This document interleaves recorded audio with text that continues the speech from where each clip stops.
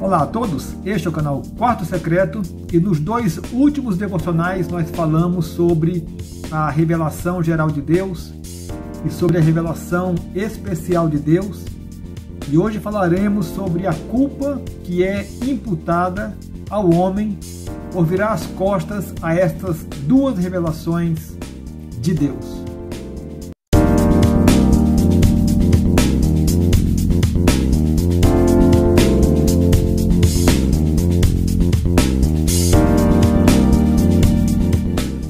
Então, dos nossos dois últimos encontros, falamos sobre a revelação geral de Deus, que Deus nos deixou, que consiste, de forma resumida, na sua criação, que atesta a existência de um Deus. E também Deus nos deixou uma revelação especial e específica, contida na sua palavra, na Bíblia, e também a própria pessoa do Senhor Jesus, que representou de forma completa o ser de Deus, e Jesus veio, obviamente, para morrer em meu e em teu lugar, para pagar a penalidade do pecado que recaía sobre cada um de nós. Mas o fato é, e é o ponto da nossa lição de hoje, a questão da culpa, de que quando o homem vira as costas e ignora estas duas revelações de Deus, ele se torna culpado, não é? Como diz o próprio Paulo num texto que leremos já já. Aqui no nosso texto do livro de J. Parker, ele diz assim: a Escritura admite e a experiência confirma que os seres humanos se inclinam naturalmente a alguma forma de religião, embora falhem em adorar o seu Criador, cuja revelação geral de si mesmo o torna conhecido universalmente. E é exatamente isso. O homem tem a revelação geral de Deus, a revelação especial de Deus, mas ele insiste em virar as costas para esse Deus, mas ele não ficará sem Deus. É muito interessante saber dessa questão, dessa característica do ser humano, porque ele foi criado por um Deus pessoal, e Deus colocou algumas marcas no próprio homem, e uma dessas marcas foi a necessidade que o homem tem de Deus. E como ele vira as costas para o verdadeiro Deus, e como ele é um ser religioso, porque esta é uma marca de Deus no ser humano, ele vai então criar a sua própria religião. E nós sabemos que são muitas as religiões criadas pelo homem ao longo da história da humanidade e em todas as civilizações que nós conhecemos, religiões de vários tipos, e essas religiões têm basicamente duas características. Uma delas é a criação de falsos deuses. Então nós sabemos que a religião ela tem que ter uma divindade, e o homem cria esta divindade, como sempre criou divindade. Alguém já falou que o coração do homem é uma fábrica de ídolos, e ele cria os seus deuses para se inclinar para esses deuses, para pedir para esses deuses, e são falsos deuses. E é interessante que muitas religiões no mundo são politeístas, o que significa que aquele adorador adora a muitos deuses. Como exemplo aqui, bem emblemático, nós temos a religião, ou as religiões hindus, que cultuam, alguém já falou que são milhões de deuses. Vou colocar aqui nessa lista alguns poucos dos principais deuses, e nós sabemos ali que são figuras de animais, inclusive. O indiano ele adora o elefante e diversos outros animais, e é muito interessante que aqui Paulo nos diz que ele fala assim: inculcando-se por sábios, tornaram-se loucos e mudaram a glória do Deus incorruptível em semelhança da imagem de homem corruptível, bem como de aves, quadrúpedes e répteis.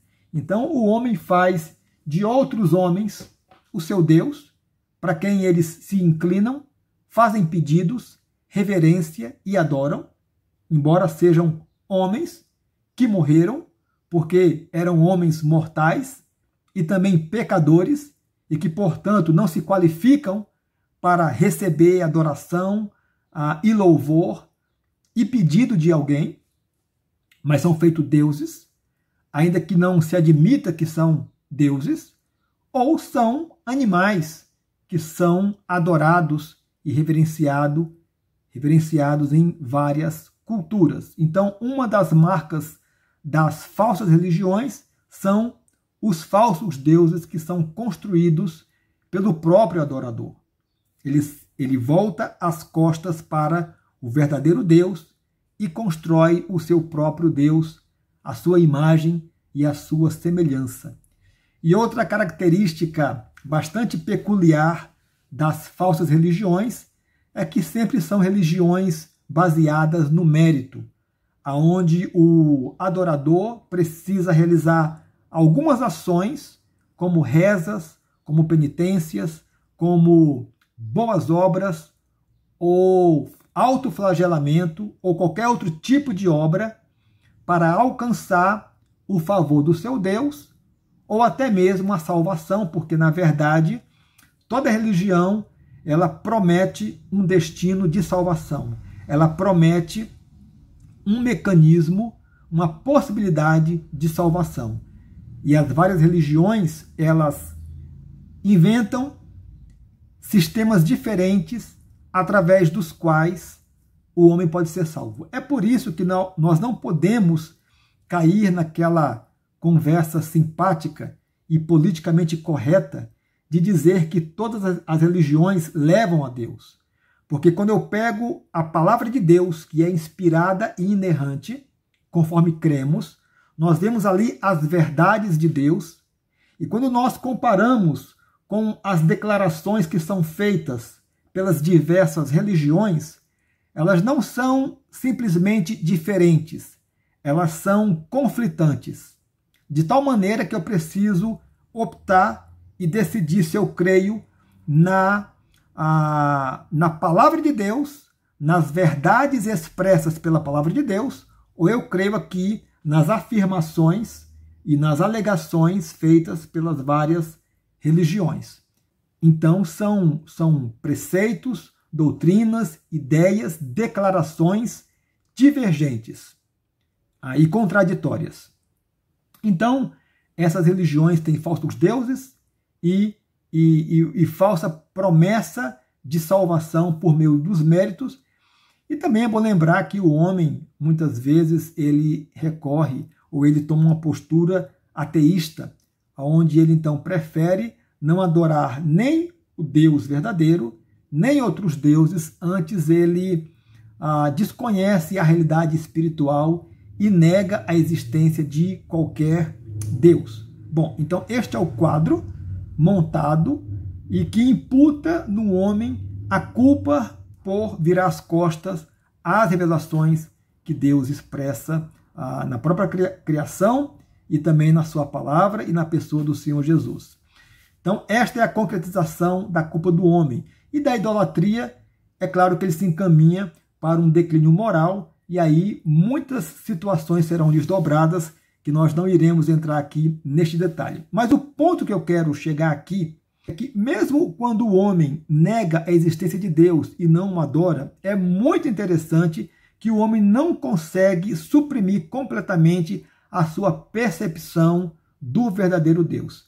Seja o idólatra, aquele que tem nas suas religiões muitos deuses, ou seja, aquele que se declara ateu.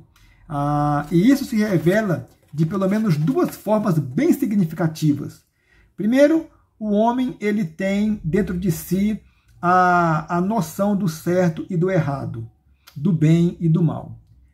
É muito interessante que mesmo o homem se declarando ateu, ele traz dentro de si a ideia do certo e do errado, do bem e do mal, e isto não é algo que nasceu no seu próprio coração, mas foi algo e é uma das marcas de Deus colocada sobre a sua criação. De tal maneira que você vai para qualquer cultura e lá você vai perceber que roubar é errado, que matar é errado, que mentir é errado, O ato de trair o cônjuge é um erro, e é interessante que esta é uma marca moral que Deus colocou na sua criação. E todos têm a mesma noção do que é bom e do que é ruim. Isto é comum a toda a humanidade, e o homem traz dentro de si esta marca inequívoca que foi Deus quem colocou no seu coração. As marcas que são o padrão de Deus inscrito no coração do homem, mesmo o homem que não o reconhece como Deus. E a segunda marca é que o homem, mesmo não reconhecendo a existência de Deus, ele sabe, ou ele percebe, ou ele sente no seu íntimo e tem a sensação de que um dia haverá um julgamento final e que ele será julgado. Então isso é muito interessante, porque esta também é uma marca que Deus coloca no ser humano. Então o homem vive neste dilema de desconhecer as revelações de Deus, de se voltar para ou o ateísmo ou os falsos deuses e buscar nas religiões o seu próprio mérito para ser salvo, e ao mesmo tempo ele traz uma angústia no coração, uma sensação de julgamento futuro e uma sensação de que está em inimizade contra Deus. Então, qual é o remédio para tudo isso? O remédio para tudo isso é pegar esta revelação de Deus, o universo, a criação e a palavra dele e reconhecer que de fato há um Deus poderoso, amoroso e que enviou Jesus para morrer na cruz do Calvário por mim e por você e para selar a amizade entre o homem e ele mesmo, o Deus Criador soberano. Então, é fazer como tantos homens e mulheres que já declararam o Senhor Jesus como seu Senhor, como seu Salvador, e hoje vive uma vida transformada. Como Paulo fala ali em 2 Coríntios, quem está em Cristo, nova criatura é, as coisas antigas já passaram, eis que tudo se fez novo. Como fez um dos meus tios que recentemente me mandou uma mensagem. Ele tem mais de 60 anos, mas há poucos dias ele me mandou uma mensagem comemorando os seus 18 anos de vida cristã. Então, há 18 anos, este meu tio nasceu de novo, porque ele reconheceu que Deus é o seu Deus e que o Senhor Jesus morreu para ele, para a sua salvação. Então, se este é o teu caso, coloca aqui nos comentários há quanto tempo você já nasceu de novo, quantos anos você tem de vida cristã. E se você quer abençoar algum amigo, compartilhe esse vídeo para que ele ouça também essa mensagem. Então, que Deus te abençoe, um forte abraço e até o próximo devocional.